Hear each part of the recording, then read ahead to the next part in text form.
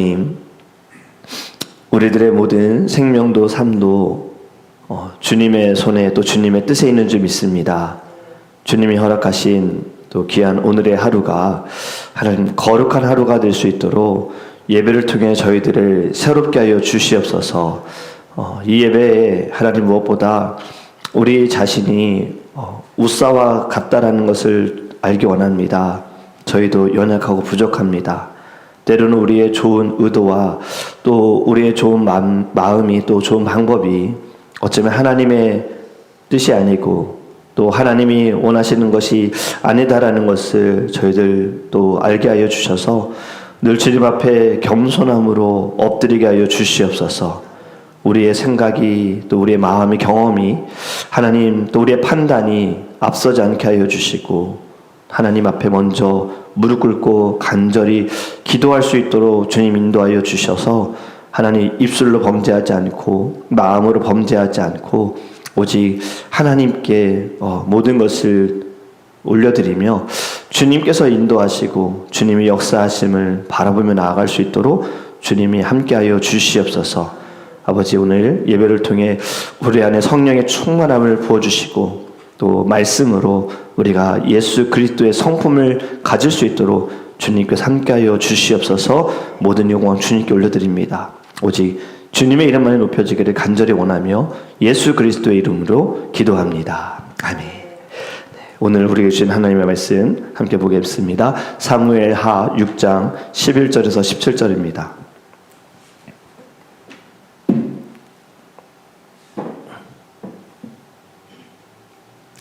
사무엘하 6장 11절에서 17절 말씀입니다. 구약성경 472페이지입니다. 11절부터 17절까지 우리 함께 읽겠습니다. 여호와의 개가 가드 사람 오벳 에돔의 집에 석 달을 있었는데 여호와께서 오벳 에돔과 그의 온 집에 복을 주시니라. 어떤 사람이 다윗 왕에게 아뢰어 이르되 여호와께서 하나님에게로 말미암아 오벳 에돔의 집과 그의 모든 소유에 복을 주셨다 한지라. 다윗이 가서 하나님의 궤를 기쁨으로 메고 오벳 에돔의 집에서 다윗성으로 올라갈새 여호와의 궤를 맨 사람들이 6걸음을 가르매 다윗이 소와 살찐 송아지로 제사를 드리고 다윗이 여호와 앞에서 힘을 다하여 춤을 추는데 그때 다윗이 배 에봇을 입었더라. 다윗과 온 이스라엘 족속이 즐거이 환호하며 나팔을 불고 여호와의 궤를 메어오니라. 여호와의 궤가 다윗성으로 들어올 때에 사울의 딸 미갈이 창으로 내다보다가 다윗 왕이 여호와 앞에서 뛰놀며 춤추는 것을 보고 심중에 그를 업신 여기니라. 여호와의 궤를 메고 들어가서 다윗이 그것을 위하여 친 장막 가운데 그 준비한 자리에 그것을 두매 다윗이 번제와 화목제를 여호와 앞에 드리니라. 아멘. 네, 오늘의 말씀을 통하여서 하나님의 뜻을 우리가 깨닫기를 간절히 원합니다. 세상에는 똑같은 장면을 보고도 전혀 다르게 반응하는 사람들이 있습니다. 우리가 같은 교회를 다니고 같은 설교를 듣는다 할지라도 또 같은 예배를 드려도요, 어떤 사람들 은혜를 받고 어떤 사람들은 또 은혜를 받지 못합니다. 어떤 사람들은 하나님께 더 가까이 갈 수도 있고 어떤 사람들은 차갑게 변할 수도 있어요. 저희가 이번에 수련회를 다녀왔습니다. 수련회뿐만이 아니라 우리가 교회 행사를 하고 이벤트를 하고 부흥회를 하고 또 특별한 예배를 드리는 또 선교 또 마찬가지입니다. 어떤 사람들은 정말 주님을 위해서 열심히 해야겠다. 또 은혜를 받았고 결단도 하지만 또 어떤 사람들은 시험에 들기도 하고 고난도 당하고 어려움도 당합니다. 다 똑같을 수는 없다는 거죠. 근데 무엇이 문제일까? 환경이 아니라 바로 마음이다라는 겁니다. 마음의 차이다. 마음의 밭이 문제다라는 거죠.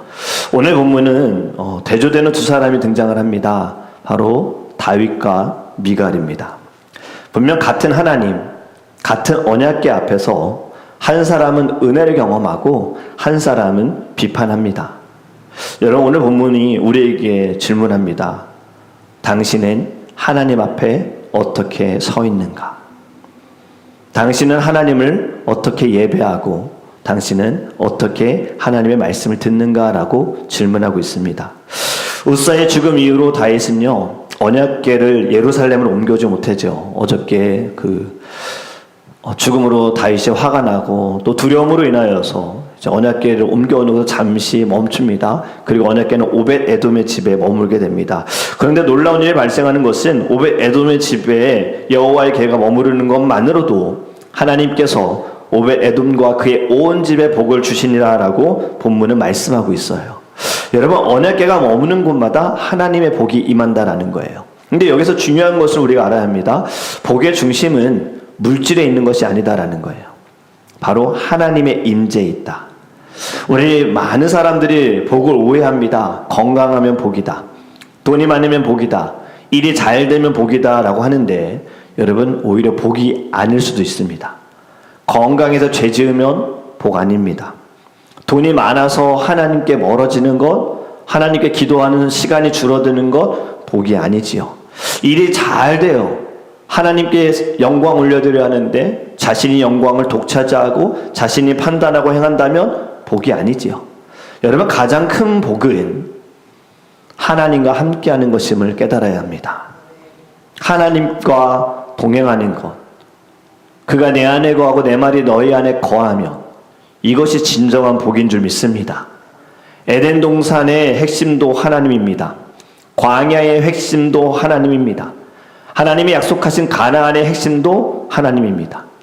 천국의 가장 큰 복이 금으로 되어져 있고 금길이고 화려하고 눈물이 없고 슬픔이 없는 것이 아닙니다. 그곳에 누가 계시기 때문에 그럴까요? 하나님이 계시기 때문에, 하나님의 집이기 때문에. 여러분, 하나님과 영원히 함께하는 것이 진정한 큰 복인 줄 믿습니다. 웨스터민스터 신앙고백 소요리 문답 제1문을 이제 잘 아실 겁니다. 사람의 제일 되는 목적이 무엇인가? 우리가 살아가는 목적이 무엇입니까? 하나님을 영화롭게 하고 하나님을 즐거이 하는 것입니다. 그것도 영원토록 하나님을 즐겁게 하는 것이 우리가 지어진 목적이에요. 성도의 행복인 무언가를 많이 갖는 것이 아니고 내가 원하는 대로 흘러가는 것이 아니라 하나님을 소유하는 것에 있는 줄 믿습니다. 바로 오벳 에돔의 집에 복이 임한 것은 하나님이 그곳에 임재하셨다라는 거예요. 이 소식을 다윗이 듣습니다. 그리고 다시 언약궤를 옮기기로 결정하는데 이번엔 다르게 합니다. 본문에 보면 언약궤를 맨 사람들이 6걸음을 걸어가자 다윗이 제사를 드리는 거예요. 분명 어제의 말씀에는 3만 명의 사람을 세웠고 그리고 새 수레를 사용했는데 이제는 하나님의 말씀대로 행하는 모습이 보입니다. 여러분, 하나님의 백성은요, 실패를 통해서 배웁니다. 우리가 가끔 부르는 찬양 있죠. 주여 우린 연약합니다. 우린 오늘도 실수합니다. 네, 우리는 실수도 하고 실패도 합니다. 넘어지기도 하고 쓰러지기도 합니다. 하지만 그 실패를 통해서 하나님 우리를 가르치신다라는 거예요. 사람들은 늘 실패만 가지고 이야기하고 실수한 것만을 이야기합니다. 하지만 하나님은요, 그 상황을 통해서 지금 잘하게 하신다, 다듬어 가신다, 훈련케 하신다라는 거예요. 우사의 죽음은 단순히 심판이 아닙니다. 다윗을 가르치시기 위한 하나님의 뜻이 있었다는 거죠. 우리 성도의 삶은 우연이 없습니다. 모든 것에는 절대로 우연이 없습니다. 하나님의 다 뜻이 있고 계획이 있는 거지요. 하나님께서는 실패를 사용하시고 눈물도 사용하시고 징계도 사용하시는 줄 믿습니다. 왜냐? 우리를 거룩하게 하시기 위해서. 우리에게 복 주시는 것이 우선이 아니라 우리를 구별되게 하시기 위해서 하나님께서는 하나님의 은혜 아래 우리를 인도하여 주신 줄 믿습니다. 히브리서 12장에도 이런 말씀이 있습니다. 주께서 그 사랑하시는 자를 징계하시니라. 사랑하는 자이기 때문에 징계하시는 겁니다. 오히려 아무것도 하지 않는다면, 지금 내가 죄를 짓고 있는데도 아무런 징계가 없다면 그거 사실 더 두려워해야 합니다. 하나님께서 묵인하고 계시고 하나님께서 방관하고 계시는 건요, 정말 무서운 거예요. 차라리 실패 가운데 한 대 맞고 돌아오는 것이 저는 은혜이고 축복이다라고 생각합니다. 성도가 실패한 거, 내가 이렇게 열심히 했는데 왜 안 되는가, 왜 이렇게 어려운가, 이건 하나님이 버리셨다라는 증거가 아니에요. 하나님이 그래도 사랑하신다. 오히려 하나님의 손 안에 있는 증거인 줄 믿습니다. 다윗은 이번 실패를 통해서 하나님의 거룩함을 배운 거예요. 그렇기 때문에 이제는 하나님의 말씀에 의지하여서 말씀대로 행합니다. 6걸음 걸으니 하나님께 예배한다. 다윗은 또 어떻게 하느냐? 전에 세수레로만 왔다면 다윗은 그냥 언약궤가 드디어 들어오는구나 라고 생각했겠죠. 이제는 한번 이렇게 하나님의 그 뜻을 알게 되어지니 다윗은 춤을 춥니다. 하나님 앞에서 춤을 추는 거예요. 그것이 오늘 가장 유명한 장면이 14절 이후로 나오는 장면입니다. 다윗이 여호와 앞에서 힘을 다하여 춤을 추는데 그때 다윗이 베에봇을 입었더라. 아멘. 이번 야외 예배를 지금 찬양을 이제 준비하면서 이제 야외에서 하기 때문에 어떻게 할까 좀 고민을 하다가 좀 특별하게 율동하면서 좀 찬양했으면 하는 마음을 하나님이 주셔서 이제 율동하려고 준비를 하고 있어요. 근데 저 혼자 하는 것보다도 같이 하면 좋겠다 하는 그 순간에 이번 수련회 청년들 수련회 갔을 때 쉬는 시간에 갑자기 혼자서 찬양을 틀어놓고 율동을 하는 청년들이 있었어요. 그 BBS 어린이 성경학교 때 했던 찬양이 기억나는지 그거를 딱 틀으면서 하는데 옆에서 또 따라하는 청년이 있었습니다. 제가 그것이 생각나서 연락을 좀 했어요. 이번에 야외배 때 율동하려고 하는데 혹시 같이 하지 않겠냐? 그랬더니 한 명이 이제 응답을 줬습니다. 기꺼이 하겠다고, 너무 좋다고. 바로 후한 청년입니다. 흔쾌히 함께 율동하겠다고 하면서 답을 준 말에 바로 이 14절 말씀을 저한테 보내는 거예요. 다윗이 여호와 앞에서 힘을 다하여 춤을 추는데 그때 다윗이 베에봇을 입었더라. 지금 큐티의 말씀을 후한 청년이 열심히 하면서 이 말씀을 그대로 저한테 보내준 그 마음에 제가 너무나도 참 감동을 받았습니다. 다윗처럼 춤을 추겠다. 힘을 다하여 춤추겠다. 여러분, 다윗이 왜 춤을 추었을까요? 하나님 때문입니다. 자기 자신에게 감동돼서 한 것도 아닙니다. 군중에게 보이기 위한 것도 아닙니다. 오히려 군중에게 보이려 한다면 춤추지 말아야 합니다. 왕이잖아요. 그런데 언약궤가 들어온다는 건 하나님의 임재가 지금 예루살렘 가운데 임한다라는 것이 그에게 주님께 기쁨으로 몸으로 표현했다라는 거예요. 바로 하나님을 기뻐한다. 여러분, 참된 예배는 사람 중심이 아니라 하나님 중심인 줄 믿습니다. 우리가 하나님을 찬양할 때에도 예배할 때에도요, 자꾸 사람들 의식해서는 안 되는 것 같아요. 특히 찬양할 때 우리가 하나님을 찬양하면서 마음에 기쁨이 있고 감동이 있으면 춤출 수도 있고 두 손 들 수도 있고 또 때로는 눈물 흘릴 수도 있는 거예요. 근데 우리는 자꾸 사람을 의식합니다. 내가 춤추는 것을 저 사람이 어떻게 생각할까? 내가 눈물 흘리는 것을 사람들이 오해하는 건 아닐까? 좀 이런 생각을 할 수 있는데, 여러분, 우리는 사람들에게 평가받는 예배를 드리지 않기를 간절히 원합니다.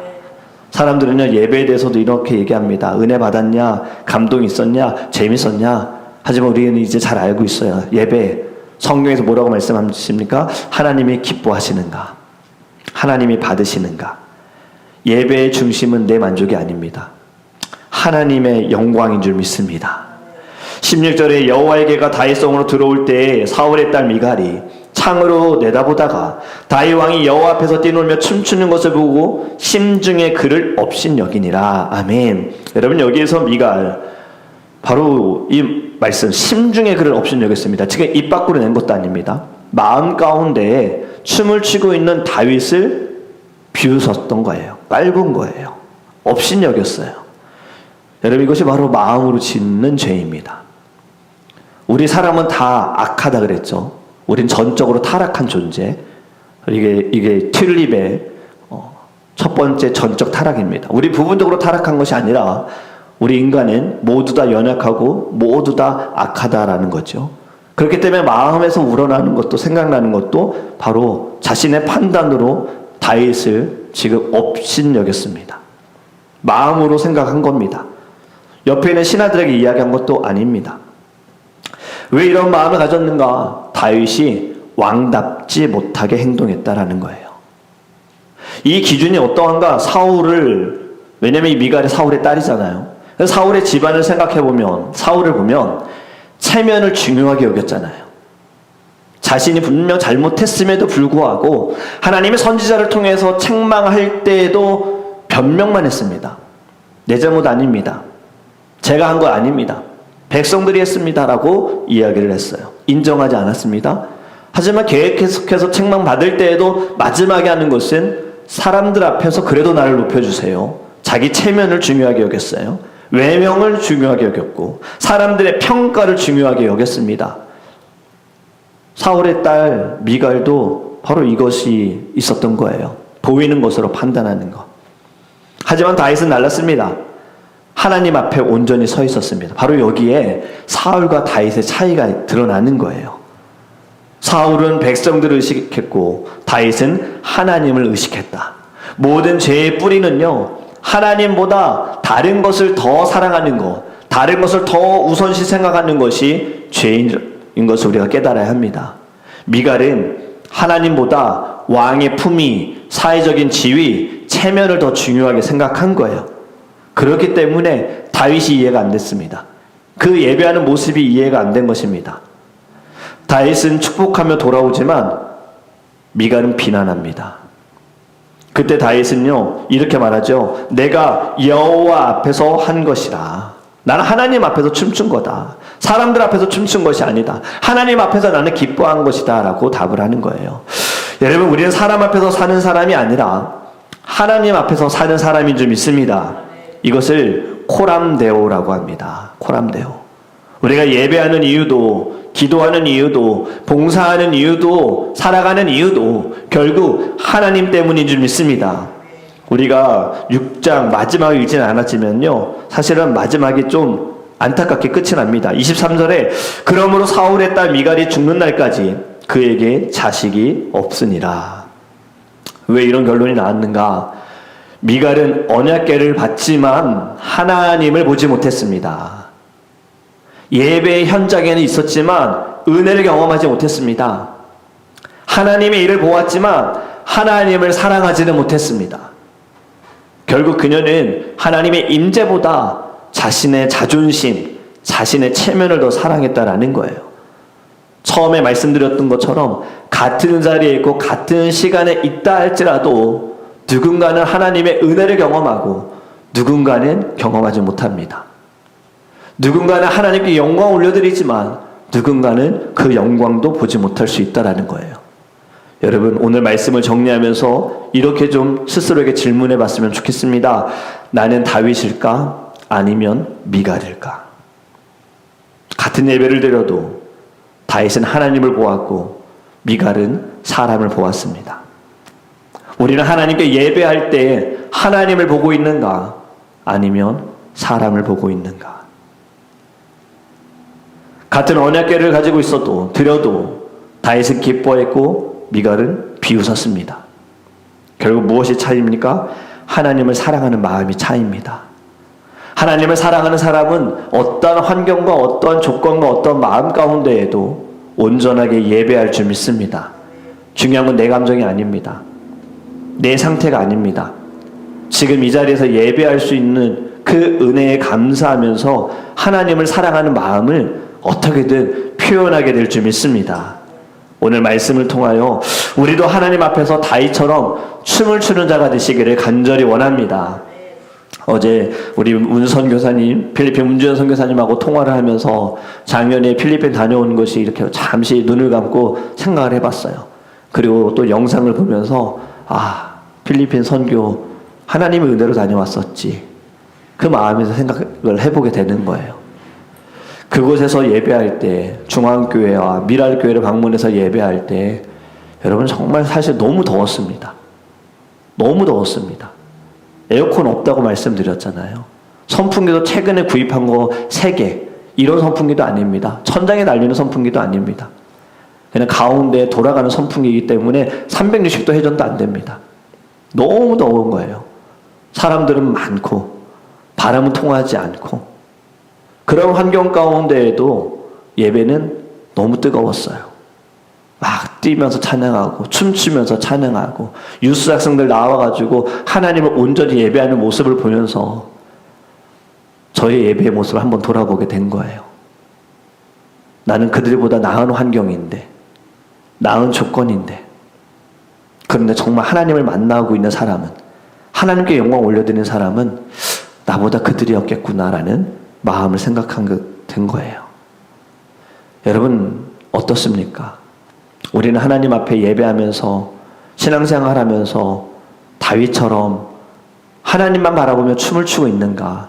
아니면 미갈처럼 보이는 것으로 판단하고 내 심중에 죄를 짓고 그리고 은혜를 받지 못하는 건 아닌가? 오늘 이 말씀을 기억하면서 하나님을 사랑하는 마음이 우리 안에 회복되기를 간절히 원합니다. 그것이 예배를 통하여 나타나기 원하고 하나님께 마음껏 표현했으면 좋겠어요. 혹시 부끄러우십니까? 주님이 부끄러우십니까? 예수님이 부끄러우십니까? 감춰야 될 분입니까? 사실 드러낼 될 분 아닐까요? 그런데 우리는 자꾸 우리도 모르게 감춥니다.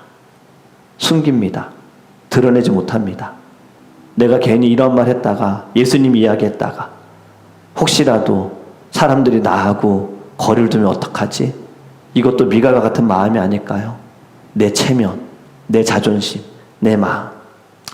정말 하나님을 믿는다면요, 우리는 말씀하신 대로 너희들이 때를 얻든지 못 얻든지 주를 증거하고 땅끝까지 증인이 되라는 말씀을 기억하면서 저희는 예수만 드러내고 예수만 자랑하시기를 간절히 원합니다.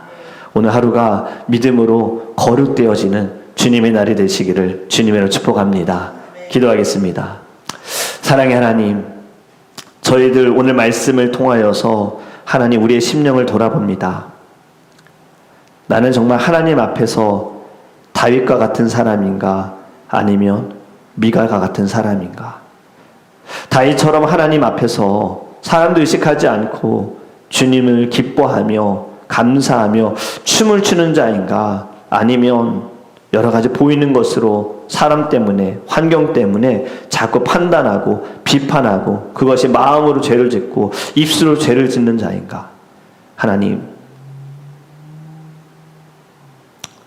제 자신도 다윗이라고 말하기가 어렵습니다. 하나님, 부족한 정도 미갈과 같은 자였습니다. 감사하지 못했고 늘 보여지는 행동과 말로 인하여서 하나님 늘 판단하고 비판했습니다. 주님, 용서하여 주옵소서. 잘못했습니다. 이제는 정말 하나님 앞에 코람되어 하나님 앞에서 살아간다는 마음을 가지고 하나님을 부끄러워하는 자가 아니라 하나님을 드러내는 자, 하나님을 나타내는 자가 되게 하여 주시옵소서. 오늘도 주님이 주신 날입니다. 거룩함을 위해 살아가게 하여 주시옵시고 때를 얻든지 못 얻든지 저희들 어찌하든 예수를 증거하며 나아갈 수 있도록 성령의 충만함을 기도 가운데 역사하여 주시옵소서. 주님, 저희들에게 주신 기도의 제목들이 있습니다. 우리 더드림교회와 또 사랑하는 성도들의 기도의 제목, 특별히 손기도를 통하여서 성도들의 또 깊은 기도의 제목까지도 주님이 주셨습니다.